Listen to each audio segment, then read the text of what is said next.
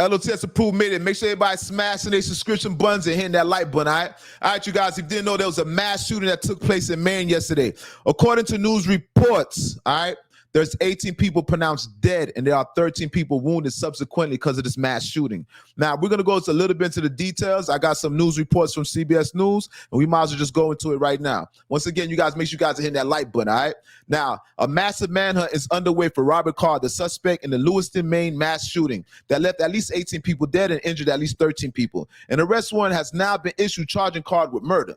Okay. The shooting started at Spare Time Recreational Bowling Alley and continued several miles away from Sheminji's Bar and Grill. Now, Carter is described as a 5'11" tall, weighing 230 pounds. The last known address was in Boyden, Maine. He attended the University of Maine as an engineering student. It is not clear if Card graduated from the university. According to Maine Department of Public Safety, Card is enlisted in the U.S. Army Reserve and has an active military ID. Authorities have stepped back. There are early reports that Card is a trained firearms instructor. Sources tell CBS News that the investigators are looking into whether Card was targeting a specific person last night, who they believe to be a current former girlfriend. It is unknown if she was at either location. Sources also tell CBS News that the police found a note in the house in Boyden, Maine during a raid. It is unknown what the note said.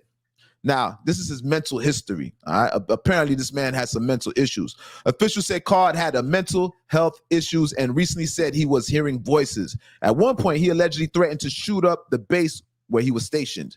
Now, a New York National Guard spokesman said that only on July 16th, they received a report from the leaders at Camp Smith training site in Cortland. Now, Carter was reportedly behaving erratically at the New York facility.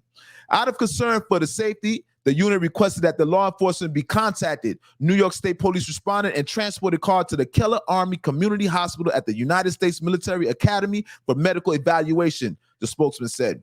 Carr spent 2 weeks at the facility and was subsequently released. Wow. One of the Card's cousins, Michael Mercier, told WBZ-TV Card has a lot going on in his head and called him schizophrenic. Now, you guys, this is what I'm alluding to. All right, Card is considered armed and dangerous and should not be approached. Police believe Card has a large amount of ammunition. Following the shooting, Card was believed to be driving a 2013 white Subaru Outback with a black bumper that the car was found abandoned in Lisbon, Maine. All right, now Card is enlisted in the U.S. Army Reserve and has an active military ID. Police said initially authorities said Card was a trained firearms instructor, but they have since stepped back that report. An Army spokesperson told CBS News that Card is a sergeant, first-class petroleum supply specialist in the Army Reserve. He is enlisted in December. He enlisted in December 2022. According to law enforcement's bulletin seen by CBS News, Card is stationed in Saco, Maine. His last known address is Boyden, Maine. A team source said Card has Massachusetts ties, though the exact nature of those ties was not immediately known. As a precaution, police staged overnight along the Massachusetts border. Officers also stationed along the Maine border and New Hampshire border as precaution.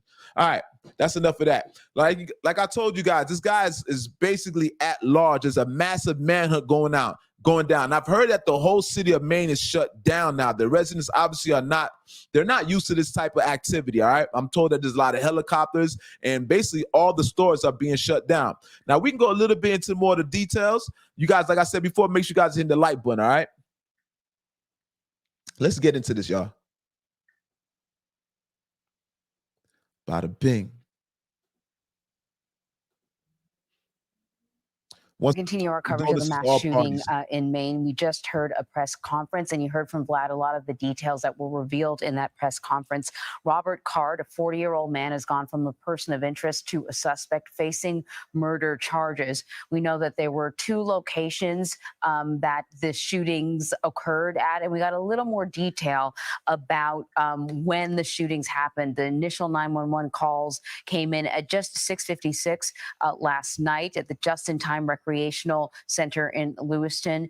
There, 7 people were killed, 6 men and 1 woman. And then just 7:08, really not long after the first series of 911 calls, another location, a Smenji's, which is, they called it a Smenji's Billiards. It's sort of like a restaurant as well.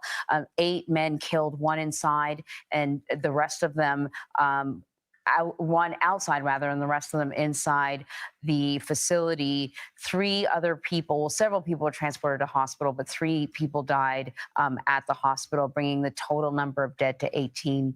13 injured. The police would not talk about the ages. They weren't prepared to give out that information, but they have released information about Robert Card earlier today. A little bit of misinformation about his level of training in terms of firearms. He's not a firearms instructor, but he is part of the Army Reserve, and he's described as a petroleum expert. So our Elaine Keano has been covering this story on the ground for us, and we want to take you there. We also have Charles Marino standing by. He's a former Homeland Security Department advisor and agent. But I'm going to start with you, Elaine. This is something that can rock any community, but particularly in Maine, where they don't have a lot of homicides. That's exactly right. And I spoke with one resident this morning who basically, when I asked him, have you ever had anything comparable like this happen here? He said, absolutely not. This is just a quiet, peaceful, rural community. He kind of described it as a big, small town. Folks kind of know each other here, or they know of each other. And so you can only imagine just how quickly the news of this has spread and the devastation for the families of the victims. So much pain, and yet the search is ongoing. So even as this community begins to deal with coming to terms with what happened, there is an active search underway. And we heard in that news conference just a short time ago that this individual, now a suspect, as you said, Robert Card, is considered armed and dangerous, not to be approached obviously at all. And so that, as you can only imagine, is only adding to the absolute level of fear and anxiety as this manhunt continues. And so are people still being instructed to shelter in place? What are they hearing from police there? So they are, but you'll see that every so often there are cars that are going by behind me here. That's because this is sort of a main artery, a lot of truck traffic. A lot of vehicles have been going back and forth.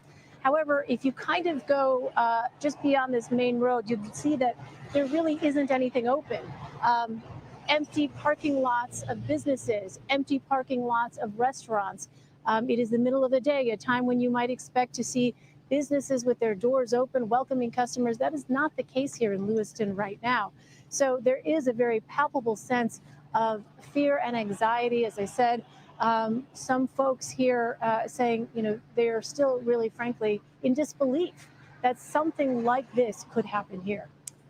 And I'm just sort of looking quickly, Elaine, at the president's statement. And of course, the president says, once again, our nation is mourning after yet another senseless and tragic mass shooting. Today, Jill and I are praying for the Americans who have lost their lives, for those still in critical care, and for their families, survivors, and community members enduring shock and grief.